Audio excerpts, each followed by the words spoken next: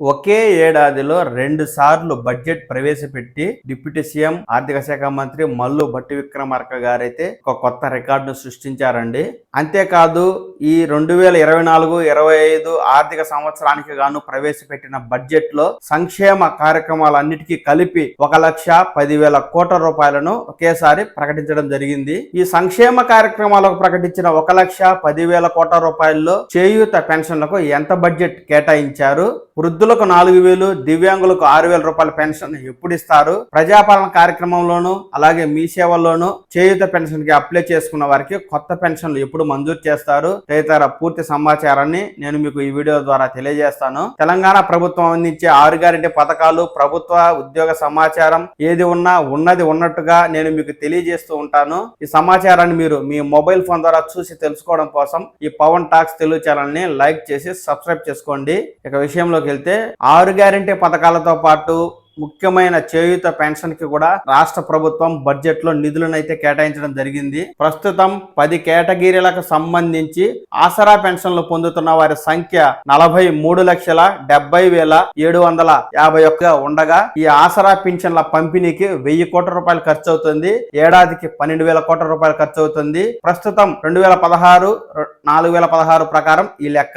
Congress party 6 guarantee హామీల్లో ఇచ్చిన చేయూత pension వృద్ధులకు 4,000, దివ్యాంగులకు 6,000 ఇవ్వాలంటే ఏడాదికి 22,000 కోట్ల రూపాయలు ఖర్చు అవుతుంది. మరి ఈ బడ్జెట్ లో చేయూత పెన్షన్ పథకానికి ఎంత కేటాయించారంటే ఆర్థిక శాఖ మంత్రి గారు చేయూత పింఛన్ల కోసమును పట్టణ గ్రామీణాభివృద్ధి శాఖ 22,000 కోట్ల రూపాయలు కేటాయించాలని మంత్రి సీతక్క గారు అయితే ఈ మేరకు ప్రతిపాదనలు పంపగా ప్రభుత్వం రాష్ట్ర బడ్జెట్ లో మొత్తంగా 29,816 కోట్ల రూపాయలు అయితే కేటాయించడం జరిగింది. అయితే ఈ 28,900 కోట్ల రూపాయలు చేయూత పింఛన్ల కోసమే కాదండి, ఇతర సంక్షేమ కార్యక్రమాలకు చేయూత పెన్షన్ కు కలిపి మొత్తంగా ఈ 29,816 కోట్లు అయితే కేటాయించడం జరిగింది.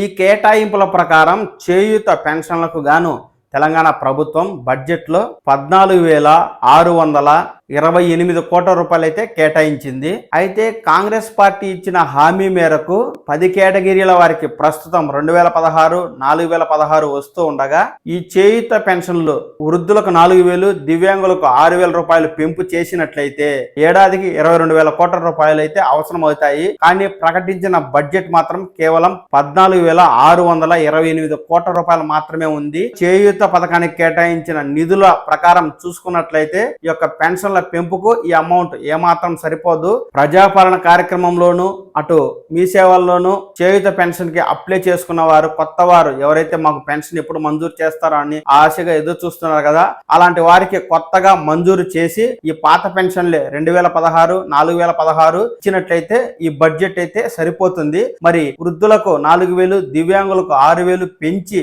ఇస్తామని హామీ ఇచ్చింది కదా, ఈ హామీ మేరకు ఈ బడ్జెట్ అయితే ఏమాత్రం సరిపోదు. దీన్ని బట్టి చూస్తే ప్రభుత్వం రాష్ట్రంలో తీవ్ర ఆర్థిక సమస్యలు ఉన్నాయని, ఇప్పుడప్పుడే ఈ చేయూత పెన్షన్లు పెంచకపోవచ్చనే అభిప్రాయాలు ఒక పక్కన వెలువడుతూ ఉండగా ఈ చేయూత పెన్షన్లు పెంచి ఆగస్టు 15 తర్వాత వృద్ధులు, దివ్యాంగులకు అందించడం కోసం తెలంగాణ ప్రభుత్వం శాఖాపరమైన చర్యలను తీసుకుంటుందని పంచాయతీరాజ్ శాఖ వర్గాలైతే ఈ మేరకు చెప్తున్నట్టుగా మెయిన్ స్ట్రీమ్ మీడియాలో వార్తలు వస్తున్నాయండి. కానీ రాష్ట్ర బడ్జెట్ లో చేయూత పథకానికి ప్రకటించిన అమౌంట్ ను కనుక చూసినట్లయితే ఈ యొక్క ఆసరా పెన్షన్ల పెంపుకు ఇది ఏమాత్రం సరిపోదు.